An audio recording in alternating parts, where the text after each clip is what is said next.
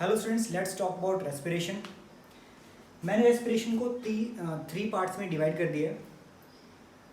Respiration की definition ही होती है breathing plus breakdown of glucose to produce energy. ये दोनों स्टेप्स को मिला दूं तो बन जाती है रेस्पिरेशन। बच्चों को डाउट आता है कि यार ब्रीदिंग और रेस्पिरेशन में क्या फ़र्क है। बेसिकली ब्रीदिंग का मतलब है inspiration and expiration. Inspiration, expiration मतलब breathing is a physical process जिसमें दो स्टेप्स हो रहे हैं, इंस्पिरेशन और एक्सपिरेशन। लेकिन जो रेस्पिरेशन है वो एक केमिकल प्रोसेस है, उसमें ब्रीदिंग हो रही है, साथ में ग्लूकोज ब्रेकडाउन हो रहा है टू प्रोड्यूस एनर्जी। एक थर्ड स्टेप मैंने ऐड किया है। ये थर्ड स्टेप सिर्फ एरोबिक में होगा, क्योंकि जो ब्रेकडाउन हो रहा है ग्लूकोज का, या तो वो with the help of oxygen हो सकता है या वो विदाउट हेल्प ऑफ ऑक्सीजन हो सकता है। अगर आपकी बॉडी ऑक्सीजन यूज़ कर रही है तो आप एरोबिक हो, अगर आपकी बॉडी ऑक्सीजन यूज़ नहीं कर रही है तो आप एनारोबिक हो। तो अगर आप एरोबिक हो मतलब आपकी बॉडी के हर सेल को ऑक्सीजन चाहिए, लेकिन जब हम ब्रीदिंग करते हैं तो इंस्पिरेशन में क्या होता है, आपने इंस्पिरेशन किया, वो ऑक्सीजन कहाँ पे गई, लंग्स में गई, लेकिन आपकी बॉडी के हर सेल को ऑक्सीजन चाहिए। तो from lungs this oxygen needs to be transported to every cell. इस ट्रांसपोर्ट मैकेनिज्म के लिए आपकी बॉडी में हीमोग्लोबिन है, और जो उस सेल में से CO2 बनी, उस CO2 को वापस लंग्स में लेकर आना है ताकि वाया एक्सपिरेशन उसको बाहर निकाल सकें। थर्ड स्टेप हम डिटेल में बाद में पढ़ेंगे कि ऑक्सीजन ट्रांसपोर्ट के लिए हीमोग्लोबिन चाहिए और CO2 के लिए आपको हीमोग्लोबिन नहीं चाहिए। मेन जो CO2 ट्रांसपोर्ट होती है वो प्लाज्मा में डिजॉल्व फॉर्म में ट्रांसपोर्ट हो जाती है। तो ये तीन स्टेप्स को हम ब्रेक करके पढ़ेंगे in the respiration. So now let's talk about the first step of respiration, that is breathing. Breathing क्या है, फिजिकल प्रोसेस जिसमें दो स्टेप्स हैं, inspiration and expiration. To understand this, first of all let's understand the respiratory pathway. तो सबसे पहले इसमें आपका आएगा nose, then comes pharynx, then comes your wind pipe.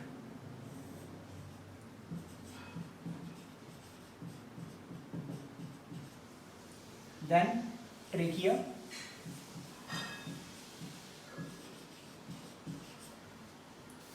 we have principal bronchus, it is known as principal bronchus, right and left. Then we have bronchioles,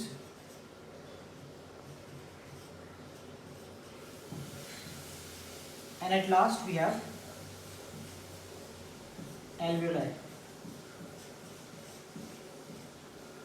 These are lungs,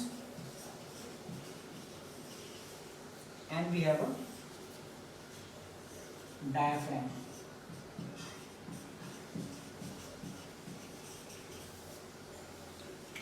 Okay, so this constitutes your respiratory passage. सबसे पहले हम समझते हैं आप सांस लेते हो कहाँ कहाँ से ट्रैवल करते हैं। आपने सांस लिया, आप मुंह से भी ले सकते हो, नाक से भी ले सकते हो। क्यों?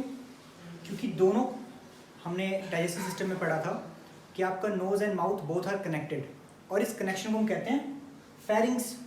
तो pharynx is a common pathway for air and food. Okay, हम इनको एक एक करके इनके फंक्शंस पढ़ते हैं और let's talk about them in detail. Nose, आपने सांस लिया, वो आपकी नाक से जाएगा। नाक में ये जो दो ओपनिंग्स हैं इन्हें नॉस्ट्रिल्स कहते हैं। We have two nostrils. Nose में हमारे पास एक तो है हेयर, सेकेंड थिंग यहाँ पे आपकी म्यूकस लाइनिंग होती है। क्या होती है? म्यूकस, म्यूकस की लाइनिंग होती है। फंक्शन क्या है हेयर का? जो आपके नोज में हेयर होते हैं वो ट्रैप कर लेते हैं जो भी एयर में डस्ट है ना, तो बड़े जो बिग पार्टिकल्स हैं उनको ट्रैप कर लेते हैं ये हेयर। सेकंड, जो उससे भी छोटे पार्टिकल्स होते हैं, म्यूकस मतलब जो चिपचिपी चीज़ होती है नाक में, वो उसे कहते हैं म्यूकस लाइनिंग। तो वो म्यूकस क्या करती है, जो उससे भी छोटे पार्टिकल्स होते हैं उनको ट्रैप कर लेती है। ठीक है, तो इनका फंक्शन क्या है, ये ट्रैप करती हैं जो भी अपने एयर में पॉल्यूटेंट्स हैं, जो भी पार्टिकल्स आप इनहेल करते हो, है ना, उनको ये ट्रैप कर लेती है। Hair and the mucus lining, ये म्यूकस लाइनिंग आपके पूरे रेस्पिरेटरी पैसेज में पूरे में, ठीक है। अब मुंह से सांस लेना और नाक में सांस लेने में एक बड़ा डिफरेंस क्या आता है। अगर आप मुंह से सांस लोगे तो ये हेयर और म्यूकस लाइनिंग मुंह में तो नहीं है, तो आपका ज़्यादा पॉल्यूटेंट एंटर कर सकते हैं। तो फिल्ट्रेशन का काम नोज कर रहा है हेयर और म्यूकस लाइनिंग से। तो पहला फंक्शन नोज का ये हो गया, which is superior to the mouth, कि आप मुंह से भी सांस ले सकते हो। तो नाक का क्या फ़ायदा? नाक का पहला फ़ायदा क्या है, इसके पास हेयर और म्यूकस लाइनिंग है जो ट्रैप कर रहे हैं एयर के पॉल्यूटेंट्स को। दूसरा फ़ायदा, नोज़ के पास जो है ये बहुत रिचली ब्लड सप्लाइड होती है इसके पास, और जब एयर यहाँ से ट्रैवल करती है तो वो वार्म हो जाती है। तो जो भी एयर आपके ट्रैवल कर रही है वो क्या हो जाती है, वार्म हो जाती है। तो दूसरा पहला फंक्शन इसका हो गया ट्रैप द एयर पॉल्यूटेंट्स। दूसरा फंक्शन हो गया इसका, ये एयर को वार्म कर देता है। तो नोज़ की जो अपनी लाइनिंग है ना, नोज़ के अंदर वहाँ पे बहुत सारी अपनी ब्लड वेसल्स हैं, जैसे एयर ट्रैवल करती है वो एयर वार्म होकर लंग्स में चली जाती है। तो ये फ़ायदा है। तीसरा फ़ायदा, वो एयर को, जो नोज़ है वो एयर को ह्यूमिडिफाई भी करता है, वाटर वेपर्स ऐड करता है उसमें। तो क्या करता है, एयर को ह्यूमिडिफाई भी करता है। तो इसलिए आपके नोज़ के 3 सुपीरियर फंक्शंस क्या हैं, it trap the air pollutants, warm करता है एयर को, और तीसरा ह्यूमिडिफाई करता है। अब वो एयर कहाँ से गई, नोज से गई फेरिंग्स में, फेरिंग्स से कहाँ जाएगी, वो विंड पाइप में। आपको बताया था मैंने कि विंड पाइप आगे होती है और फूड पाइप क्या होती है, पीछे होती है। तो फूड पाइप तो फूड के लिए, उससे अपने को मतलब नहीं। हम बात करते हैं विंड पाइप की। विंड पाइप की स्टार्टिंग में हमारे पास, आपको मैंने समझाया था डाइजेस्टिव सिस्टम में, हमारे पास एक एपिग्लॉटिस है। तो ये जो स्ट्रक्चर आपको दिख रहा है, दिस इज एपिग्लॉटिस। तो क्या फंक्शन था इस एपिग्लॉटिस का, जो भी आपने खाना खाया, क्योंकि कॉमन पैसेज है ना, वो खाना विंड पाइप में भी जा सकता था, तो वो खाना विंड पाइप में ना जाए, हमारे पास एपिग्लॉटिस है। जैसे खाना आएगा ये एपिग्लॉटिस से स्लाइड होके फूड पाइप में चला जाएगा, जो कि पीछे है, और आगे हमारे पास क्या होती है, विंड पाइप। विंड पाइप के स्टार्टिंग में हमारे पास एपिग्लॉटिस है। सेकंड स्ट्रक्चर जो विंड यहाँ पे है उसको कहते हैं लैरिंग्स। दिस स्ट्रक्चर जिसको मैं शेड कर रहा हूँ, ये वाला, दिस इज नोन एज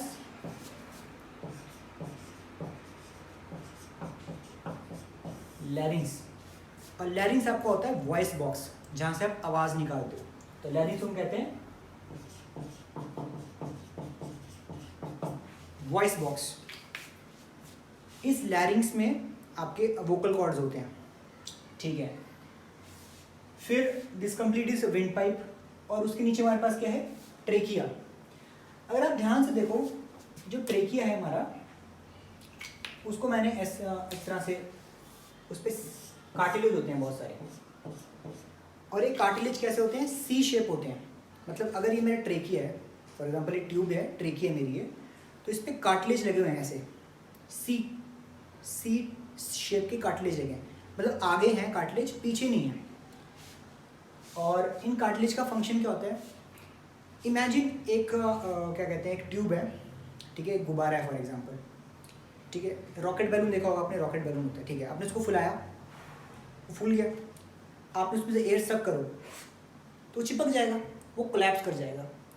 कहने का मतलब ये है कि अगर इस ट्यूब में से ड्यूरिंग एक्सपिरेशन मैं सारी हवा बाहर निकाल दूं तो ये ट्यूब कोलैप्स कर सकती है।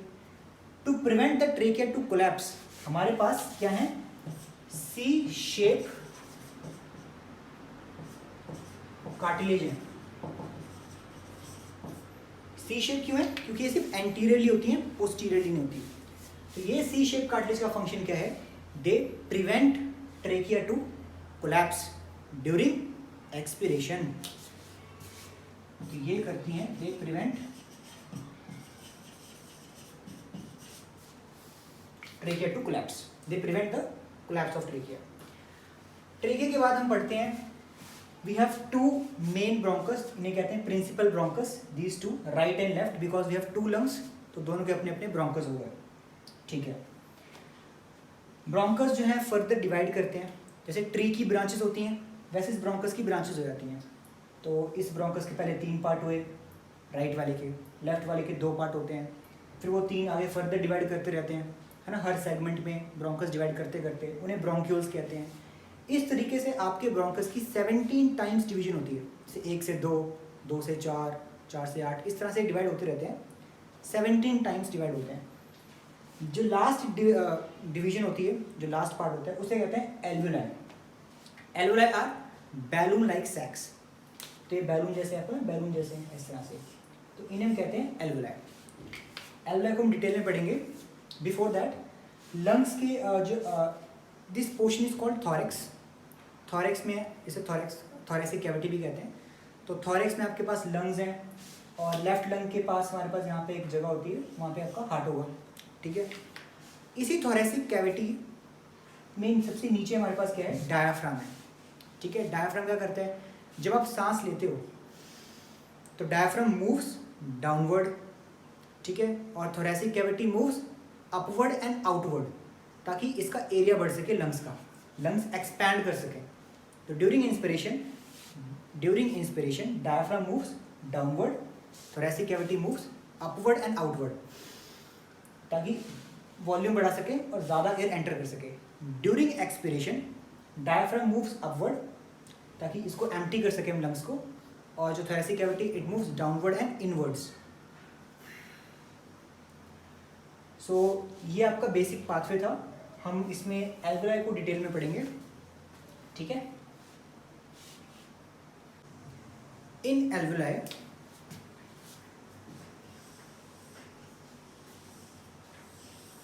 For example this is a respiratory ब्रोंकियो।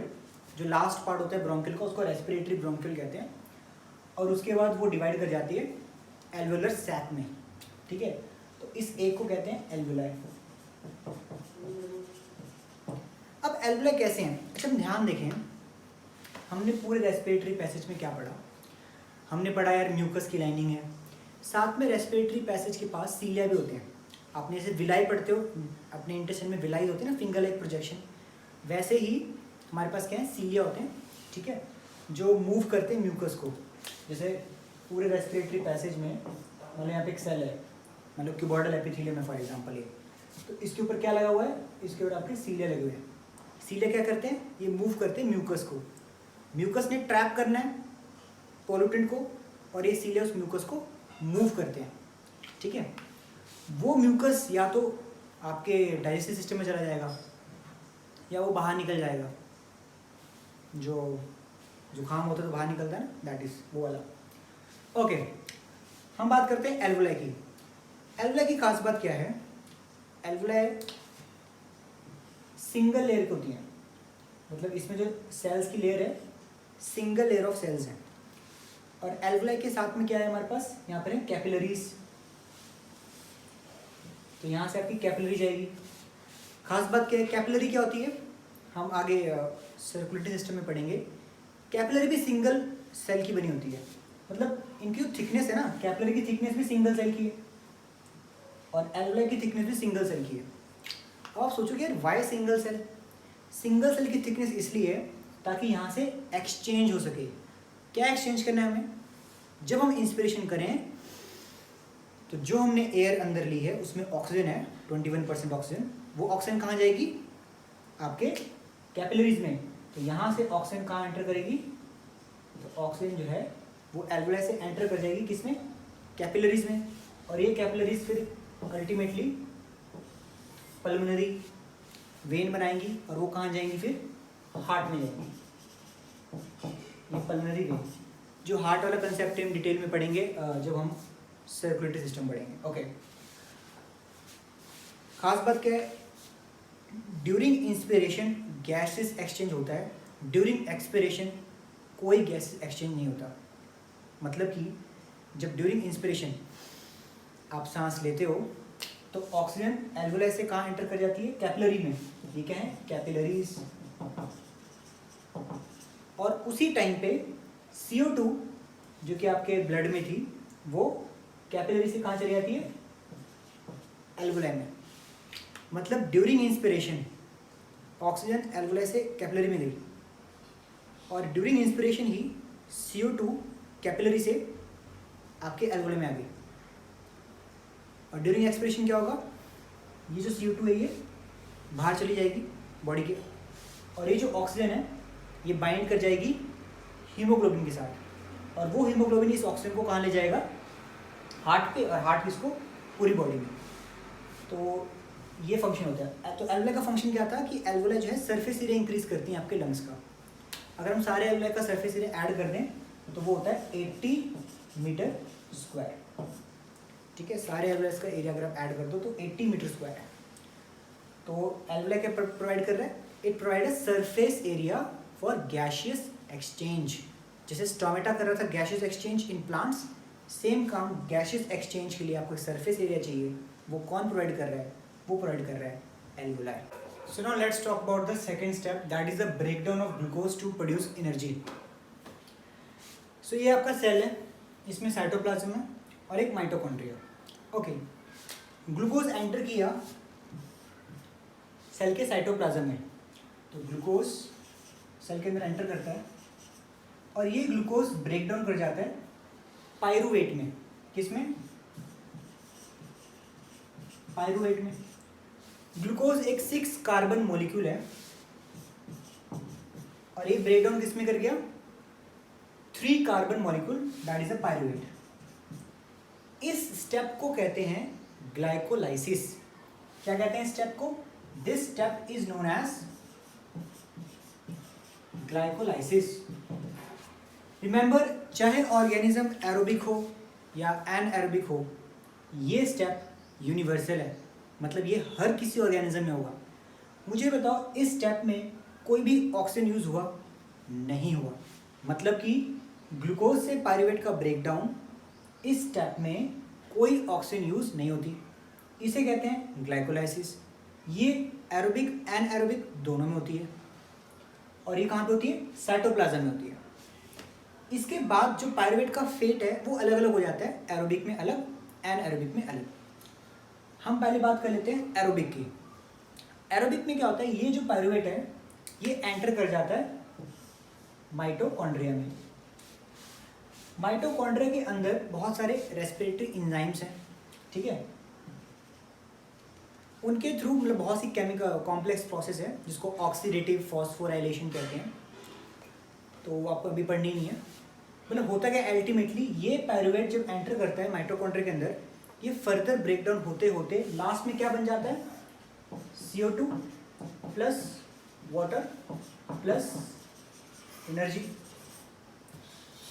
तो इन माइटोकॉन्ड्रिया आपका ऑक्सीजन यूज होता है। माइटोकॉन्ड्रिया के अंदर बहुत सारे स्टेप्स होते हैं, ऑक्सीडेटिव फॉस्फोराइलेशन कहते हैं इस पूरी प्रोसेस को जो माइटोकॉन्ड्रिया के अंदर हो रही है। नाम पे ये ऑक्सीडेटिव फॉस्फोराइलेशन। इस पाथवे के लास्ट स्टेप पे ऑक्सीजन यूज होती है। तो ऑक्सीजन कहाँ पे यूज हो रही है, माइटोकॉन्ड्रिया के अंदर यूज हो रही है। किस में यूज हो रही है, ओनली एरोबिक में हो रही है। और लास्ट में क्या बन रहा है, CO2 वाटर और एनर्जी। तो ये जो हमने पढ़ा सेकंड पार्ट, ये एरोबिक में हो रहा है, ठीक है।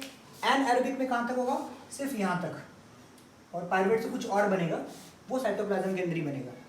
लेकिन एरोबिक में क्या होगा, ये पायरूवेट एंटर करेगा माइटोकॉन्ड्रिया के अंदर, ऑक्सीजन यूज करेगा लास्ट स्टेप पे। बहुत बड़ी प्रोसेस होती है, उसे कहते हैं ऑक्सीडेटिव फॉस्फोराइलेशन, यानी बहुत बड़ी प्रोसेस है। इस प्रोसेस के लास्ट स्टेप पे ऑक्सीजन यूज होगी और अल्टीमेटली ये 3 कार्बन मॉलिक्यूल पायरूवेट ब्रेक कर जाएगा CO2 वाटर और एनर्जी में। सो लेट्स रिव्यू जो हमने क्या पढ़ा। ग्लूकोज 6 कार्बन मॉलिक्यूल ब्रेकडाउन हो गया पायरूवेट जो कि 3 कार्बन मॉलिक्यूल है। This process is called glycolysis. Glycolysis, lysis मतलब टूटना, ग्लूकोज का टूटना। और ये स्टेप कहाँ पर हुआ, साइटोप्लाज्म में हुआ। और इस स्टेप में ऑक्सीजन का यूज नहीं हुआ और ये एरोबिक में भी हुआ, एनएरोबिक में भी हुआ। क्लियर हो गया। ये पायरूवेट एरोबिक वाले ऑर्गेनिजम्स में यूज करेगा ऑक्सीजन और CO2 वाटर और एनर्जी में मतलब एक कन्वर्ट हो गया। एनारोबिक ऑर्गेनिज्म में जैसे यीस्ट, एग्जाम्पल क्या इसका, यीस्ट जो कि एक फंगस है, उनमें कन्वर्ट हो जाता है इथेनॉल CO2 और एनर्जी में। और ये आपकी मसल्स में क्या होता है, देखो आपकी ये स्केलेटल मसल की बात हो रही है, स्पेसिफिकली किसकी, स्केलेटल मसल। वो मसल जो आपके स्केलेटल सिस्टम के साथ अटैच है, जैसे बाइसेप, ट्राइसेप्स, ये सारी जो मसल होती हैं। स्केलेटल मसल्स में क्या होता है, थोड़े टाइम तो वो ऑक्सीजन यूज़ करती हैं, मतलब रनिंग कर रहे हो, थोड़े टाइम तो यहाँ पे जो जितनी भी ऑक्सीजन होती है ना, मायोग्लोबिन होता है यहाँ पर, वो सारी यूज़ कर लेती हैं। तो उसके बाद क्या होता है, एनारोबिक रेस्पिरेशन स्टार्ट कर देती है, बिकॉज एकदम से आपकी जो आप रनिंग कर रहे हो, आपकी बॉडी की जो मसल्स की ऑक्सीजन डिमांड है वो ज़्यादा है एज़ कम्पेयर टू जो आप ऑक्सीजन इनहेल कर रहे हो। तो उस कंडीशन में मसल्स जो हैं वो एनएरोबिकली मेटाबॉलिज्म शुरू करती हैं और वो पायरुवेट को लैक्टिक एसिड में ब्रेक डाउन करती हैं और एनर्जी प्रोड्यूस करती हैं। ये लैक्टिक एसिड रिस्पॉन्सिबल है मसल फटीग के लिए। आप थक क्यों जाते हो, आपकी लेग्स की मसल है ना, जिम करते वक्त बाइसेप्स, ट्राइसेप्स, जो भी अपनी स्केलेटल मसल्स हैं वो थक जाती हैं because of lactic acid accumulation. तो ये रिस्पॉन्सिबल है किसके लिए, फटीग, मसल फटीग के लिए रिस्पॉन्सिबल है। यहाँ मैंने वर्ड लिखा स्पेसिफिकली स्केलेटल मसल। ये जो फटीग होता है ये लैक्टिक एसिड की वजह से होता है, सिर्फ स्केलेटल मसल में। ऐसा कोई भी फटीग कार्डियक मसल में नहीं होता और स्मूथ मसल में नहीं होता। हम डिटेल में जब पढ़ेंगे मसल्स के डिफरेंसेस के बारे में तब इसको डिटेल में बात करेंगे ऐसा क्यों होता है। ओनली स्केलेटल मसल फटीग होती है बिकॉज ऑफ लैक्टिक एसिड। और अल्टीमेटली तो क्या होता है, ये लैक्टिक एसिड वापस लीवर में जाता है और वापस ग्लूकोज बना देता है। आपके सिलेबस में नहीं है बट इतने याद रखो कि वापस से ग्लूकोज में कन्वर्ट हो जाता है ये लैक्टिक एसिड। तो ये था second step, breakdown of glucose to produce energy. अब एनर्जी प्रोड्यूस तो हो गई, लेकिन आपकी बॉडी में बहुत सारी एनर्जी प्रोड्यूस हुई, सारी एनर्जी आपकी बॉडी एक बार में यूज़ नहीं करती, तो बॉडी स्टोर कर लेती है। फॉर एग्जाम्पल आपको बहुत सारा पैसा दिया मैंने, आप सारा पैसा एक ही दिन में यूज़ नहीं कर सकते, तो आप वो पैसा स्टोर कर लेते हो। हमारी बॉडी भी इस एनर्जी को स्टोर करती है in the form of ATP। So ATP क्या है आपकी बॉडी का, ATP जो है इसे कहते हैं एनर्जी करेंसी। तो ये energy currency of the body है, मतलब आपकी बॉडी की एनर्जी किस फॉर्म में स्टोर है, ATP फॉर्म में। तो फिर बॉडी में जब भी बॉडी को यूज़ करनी होगी ना, कोई प्रोसेस के लिए एनर्जी चाहिए, जैसे नर्व कंडक्शन के लिए या फिर डाइजेशन के लिए, कोई भी प्रोसेस बॉडी में, हर प्रोसेस में एनर्जी चाहिए, तो वो बॉडी इस ATP को तोड़ के यूज़ कर लेती है। ये समझ लो कि 100 रुपये का नोट है ये। हाँ, आपको दुकान से कुछ सामान लेके आना है, 50 रुपये का सामान, तो आप ATP दोगे है ना, तो इस 100 रुपये में से 50 रुपये खर्च कर लेंगे। फिर आपको थोड़ी देर बाद मान लो चीनी चाहिए 20 रुपये की, तो फिर से आप 20 रुपये यूज़ कर लोगे उन 50 रुपये में से। तो इस तरीके से आप ATP समझ लो, ठीक है। तो ये क्या है, एनर्जी करेंसी है, जिसको टाइमली आप ब्रेक करती है बॉडी, और जो भी प्रोसेस में एनर्जी चाहिए वहाँ पे इसको यूज़ कर लेती है। एक्चुअली में ATP में क्या होता है, एक मॉलिक्यूल है, इसको कहते हैं एडिनोसिन। एडिनोसिन ये एक मॉलिक्यूल है, एक्चुअली ये प्योरीन होता है। हायर क्लास में पढ़ोगे कि प्योरीन और पिरामिडीन्स होते हैं, उनमें प्योरीन्स को, उनमें से एक प्योरीन है, उसका नाम एडिनोसिन है, एक मॉलिक्यूल है, ठीक है। इस एडिनोसिन के साथ 3 फॉस्फेट बॉन्ड जुड़े हुए हैं, एक फॉस्फेट बॉन्ड, दूसरा और तीसरा। इसका नाम हो गया एडिनोसिन ट्राइफॉस्फेट। जैसे आप फॉस्फेट को तोड़ोगे तो क्या बन जाएगा, फिर ये बन जाएगा ADP, एडिनोसिन डाइफॉस्फेट। अगर आप 2 फॉस्फेट तोड़ दोगे तो क्या बन जाएगा, AMP, एडिनोसिन मोनोफॉस्फेट। जब फॉस्फेट को तोड़ोगे एनर्जी रिलीज होगी और वो किसी केमिकल प्रोसेस में यूज हो जाएगी। टोटल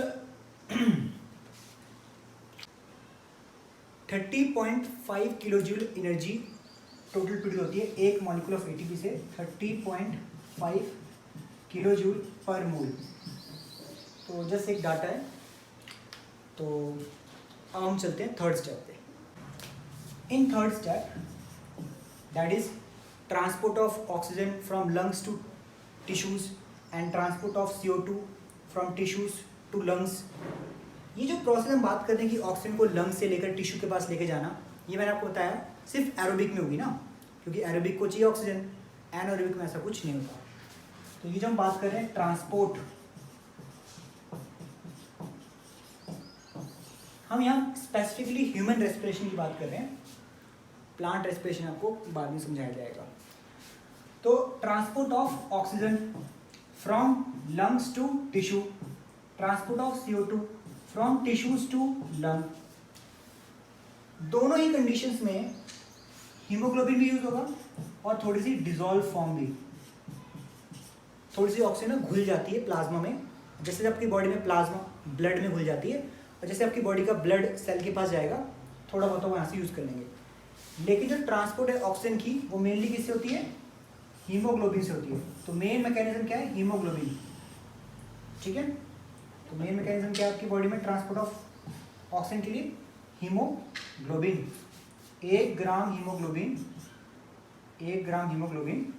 1.39 ग्राम ऑफ ऑक्सीजन को कैरी करता है, और एक हीमोग्लोबिन का मॉलिक्यूल 4 ऑक्सीजन के मॉलिक्यूल्स को बाइंड करता है, क्योंकि एक हीमोग्लोबिन में 4 आयरन होते हैं और हर आयरन के साथ एक ऑक्सीजन बाइंड कर जाता है, ठीक है। तो डिटेल्स में नहीं जाना, हमने इतना समझना है कि ऑक्सीजन ट्रांसपोर्ट के लिए सबसे इंपॉर्टेंट क्या है, हीमोग्लोबिन। और ये हीमोग्लोबिन कहाँ पे होता है, ये RBC जो रेड ब्लड सेल है उसके ऊपर आपका हीमोग्लोबिन लगा होता है। तो RBC के ऊपर क्या लगा है, हीमोग्लोबिन लगा है। लेकिन CO2 की जो ट्रांसपोर्ट होती है that is from tissues to lungs, ये मेनली डिजॉल्व फॉर्म में होती है।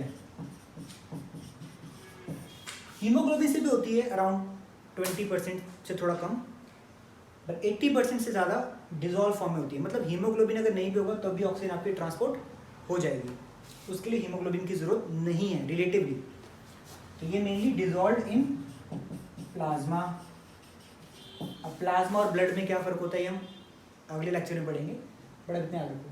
तो ये था इसका समरी कि ऑक्सीजन ट्रांसपोर्ट के लिए हीमोग्लोबिन चाहिए।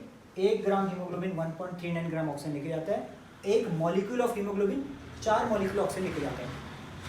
और CO2 के लिए, CO2 की जो ट्रांसपोर्ट होती है वो डिजॉल्व फॉर्म में होती है इन द प्लाज्मा, मतलब सॉल्युबल फॉर्म में। CO2 घुल जाता है प्लाज्मा में, और जैसे आप वो प्लाज्मा आपका लंग्स में पहुंचेगा, ब्लड पहुंचेगा बेसिकली, तो वो बाहर निकल जाएगी। This was all about respiration. So stay tune to the channel, subscribe it and do comments. Thank you.